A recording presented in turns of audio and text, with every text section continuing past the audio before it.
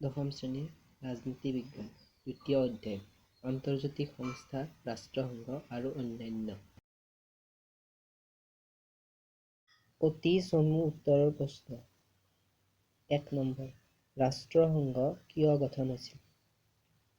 উত্তৰ, প্ৰথম বিশ্বযুদ্ধৰ পিছত বিশ্বত শান্তি স্থাপন আৰু যুদ্ধক চিৰদিনৰ বাবে বিদায় দিয়াৰ অৰ্থে আন্তৰ্জাতিক সংগঠন জাতিসংঘৰ গঠন হৈছিল।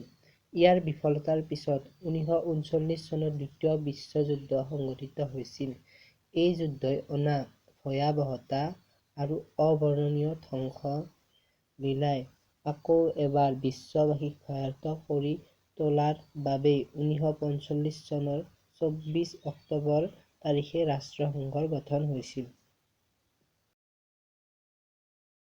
ৰাষ্ট্ৰসংঘৰ দুটা উদ্দেশ্য উল্লেখ কৰা। উত্তৰ, ৰাষ্ট্ৰসংঘৰ দুটা উদ্দেশ্য হ'ল ক. আন্তঃৰাষ্ট্ৰীয় শান্তি আৰু নিৰাপত্তা বজাই ৰখা, খ. সমান অধিকাৰ আৰু আত্মনিয়ন্ত্ৰণৰ ভিত্তিত দেশসমূহৰ মাজত বন্ধুত্বপূৰ্ণ সম্পৰ্ক প্ৰতিষ্ঠা কৰা।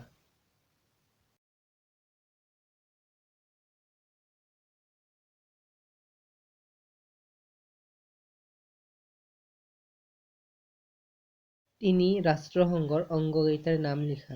উত্তৰ, ৰাষ্ট্ৰসংঘৰ প্ৰধান অংগ ছয়টা হ'ল ক.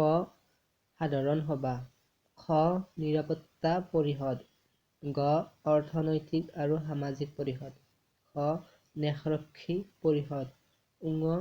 আন্তৰ্জাতিক ন্যায়ালয় আৰু ট্ৰাষ্টি পৰিষদ, চ. সচিবালয়।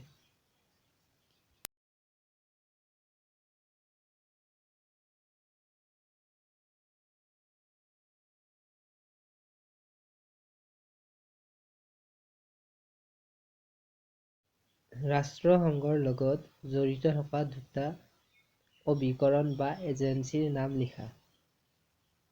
উত্তৰ, ৰাষ্ট্ৰসংঘৰ লগত জড়িত থকা দুটা এজেন্সীৰ নাম হ'ল ক. আন্তঃৰাষ্ট্ৰীয় শ্ৰমিক সংঘ, খ.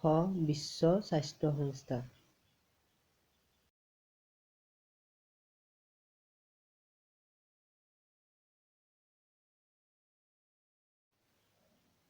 ৫ নম্বৰ, নিৰস্ত্ৰীকৰণৰ সম্পৰ্কত সম্পাদিত হোৱা দুখন চুক্তিৰ নাম লিখা।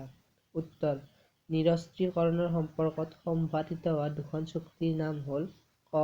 1963 চনৰ আংশিকভাৱে আণৱিক অস্ত্ৰৰ বিস্ফোৰণ নিষিদ্ধ চুক্তি, 1967 চনত বহিঃ মহাকাশ চুক্তি।